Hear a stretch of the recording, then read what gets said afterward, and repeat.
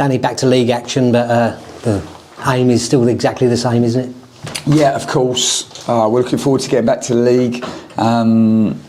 Early kick-off on Saturday. We don't mind the early kick-offs when they're at home, because our supporters obviously don't have to get up so early, but we like to avoid them away from home, but not get too much choice or too much opinion in the matter, because obviously the broadcasters don't make that decision. But no, we have a great game. We're obviously bitterly disappointed to get knocked out of the FA Cup. We so wanted a cup run for the players, for the staff, for Robbie, for of course our supporters.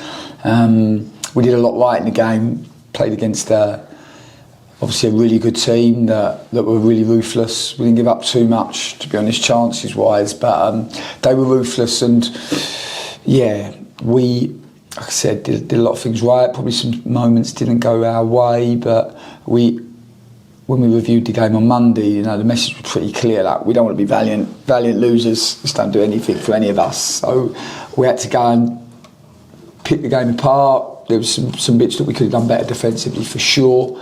And yeah, for us to take responsibility and accountability from that, to learn from it, and yeah, we worked well all week. Very different game Saturday against a different opponent, but I think yeah, a Bromley team Bromley as a club really. I remember playing them a lot in the non-league, and you would never see 1,000 supporters there. That was because I was playing, but it was you'd never see 1,000 supporters, and for the way that club has grown.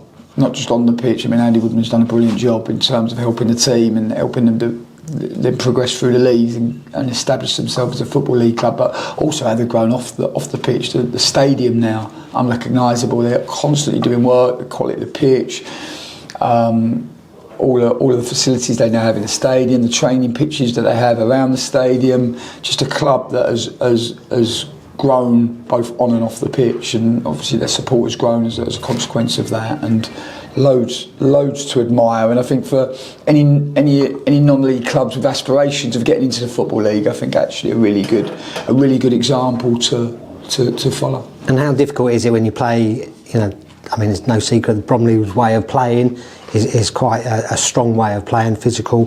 But how important is it to keep what we're doing, although being aware of what their strengths are? Yeah, of course. I think there's many different ways to play football. I think they've got some really good players, first and foremost. Michael Cheeks, obviously a boy that we know well, never far away from a goal. Been so proud of him and the career that he's had.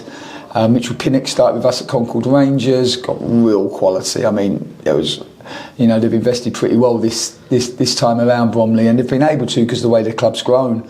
But I know that he would have been the one that a lot of League One clubs would have wanted, let alone League Two clubs. But got lovely quality with his left foot, can cross, can shoot, got a lovely long throw as well. So yeah, they have some good players for sure.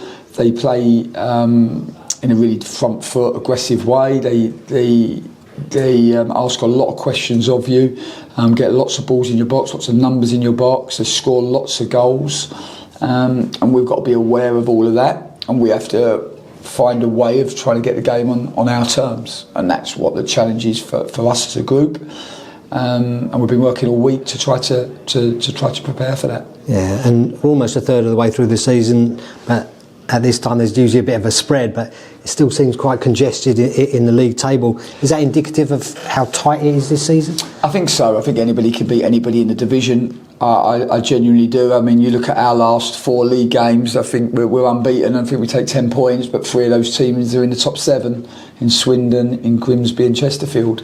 So we've been able to take 10 out of the last 12, so you could, yeah, anybody can beat anybody. I mean, I watched the FA Cup game last week, Bromley v Bristol Rovers, but obviously 2 teams in our division, and they Bromley dominated the game for probably 75 minutes, and then Bristol Rovers go goal 2 in 3 minutes, and you're like, wow, how did that happen?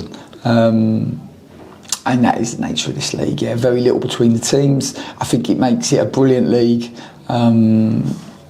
so competitive, and I don't think anybody can predict the results. Sometimes in the Premier League nowadays you can pretty much predict the results before the games happen, but in our division, such a competitive league, and some really good teams as well, so a lot I think to respect. We know that we play a Bromley team very, very difficult to beat. I think only losing 3 games in the league this year shows you how competitive that they are and how difficult they are to play against. So we're going to have to be at our very best. We have some challenges with injuries probably early in the season. When we had those challenges, we couldn't quite find the solutions, but we do feel like the team is developed and evolved. It's going to be interesting this time around with some injuries whether we can find the solutions.